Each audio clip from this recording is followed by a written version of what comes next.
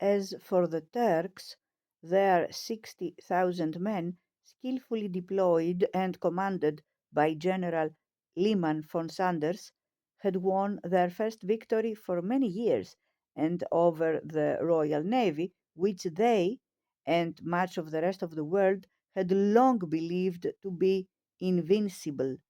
Constantinople had been saved from British clutches.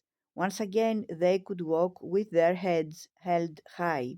It was by now clear to most of the British government that the Navy could not achieve a breakthrough alone. Somebody, wrote Admiral Fisher to David Lloyd George, will have to land at Gallipoli sometime or other. By mid March, Kitchener had reluctantly agreed to send out the 29th Division from England, totaling some 17,000 men, together with the Australian and New Zealand divisions, another 30,000, that were then awaiting orders in Egypt. In addition, there was one French division of 16,000 and the Royal Naval Division of 10,000. In overall command, he appointed his old friend from Boer War days, General Sir Ian Hamilton. It was agreed that the armies would assemble on the island of Lemnos, where they would receive their stores and equipment and draw up their plans for the coming campaign. At Lemnos, however, another disappointment was in store. The transports from England had been loaded with no thought for the army that was to receive them. Horses and guns arrived on one ship, saddles, harness, and ammunition on another. Landing craft had apparently been forgotten altogether. A number of heavy lorries had been loaded, despite the fact that the Gallipoli Peninsula had no roads. Nor, it seemed, did the army possess any accurate maps or charts of the area over which it would be fighting. Finally, landing and other facilities on Lemnos were found to be inadequate or non existent, with the result that everything had to be re embarked and carried on to Alexandria, where the whole army could be regrouped and somehow made ready for battle. There was now no chance that the combined force would be ready until mid April at the earliest. That would give Hamilton some 3 weeks to prepare and plan the most ambitious amphibious operation in the history of warfare. The Navy had been more fortunate with its supplies. A new fleet of destroyer minesweepers had arrived, together with three dummy battleships, humble vessels which had been decked out with elaborate superstructures and wooden guns to serve as decoys and, with any luck, to persuade the German fleet to come out and fight. Alan Moorhead tells us that one of these was subsequently torpedoed by a U boat off Malta and must have occasioned some surprise to the Germans. As the ship settled, her wooden turrets and her 12-inch guns floated away on the tide. The Royal Flying Corps was represented by Air Commodore Charles Sampson. When his 30 aircraft were uncrated, 25 were found to be unserviceable.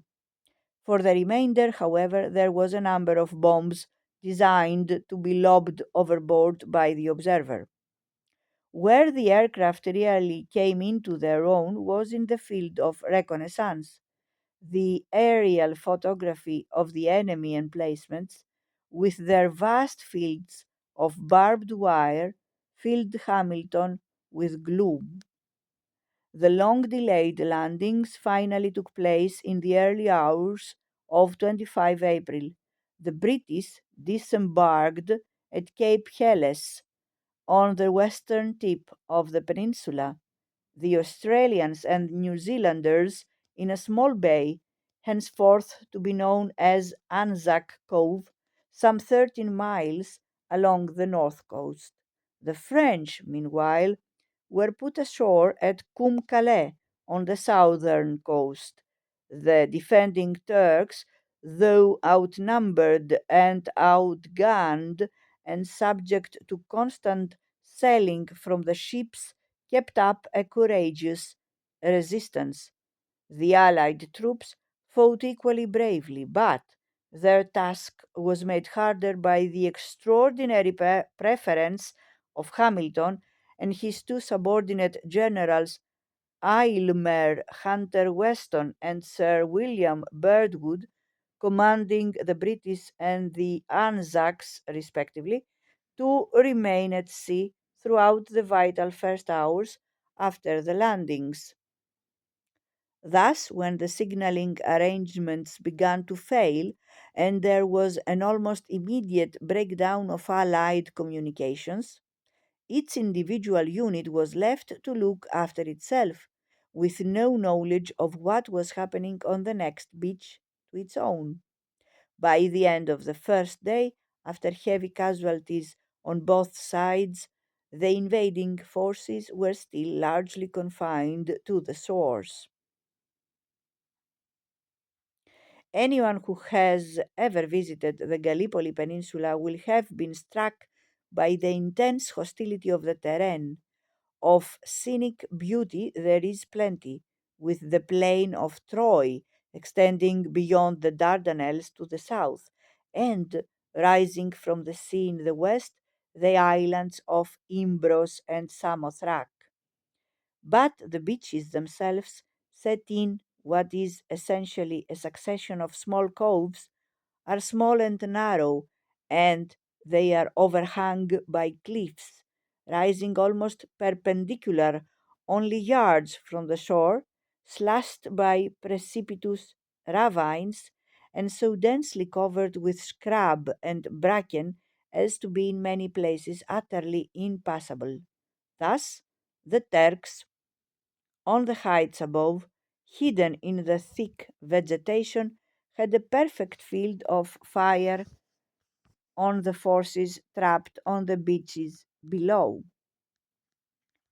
How, one wonders, can those who planned the operation have believed that it had the faintest chance of success?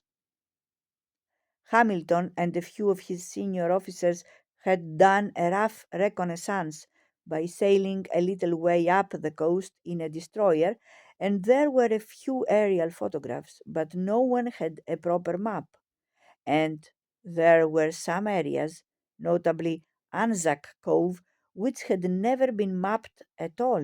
Nonetheless, when the Australians and New Zealanders splashed ashore in the early hours of that Sunday morning, they fought like tigers.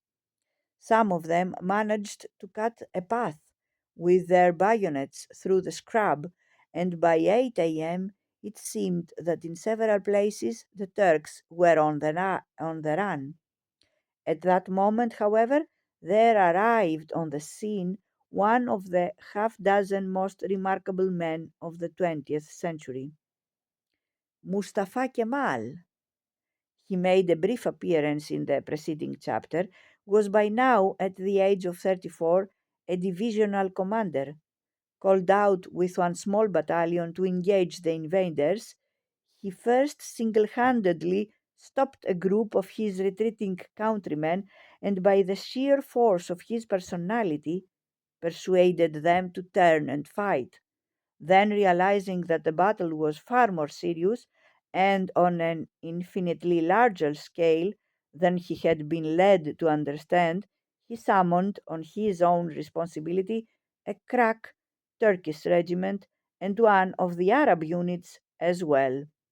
In doing this, he was blatantly exceeding his authority, but it was not until the early afternoon that he even informed his headquarters of what he had done.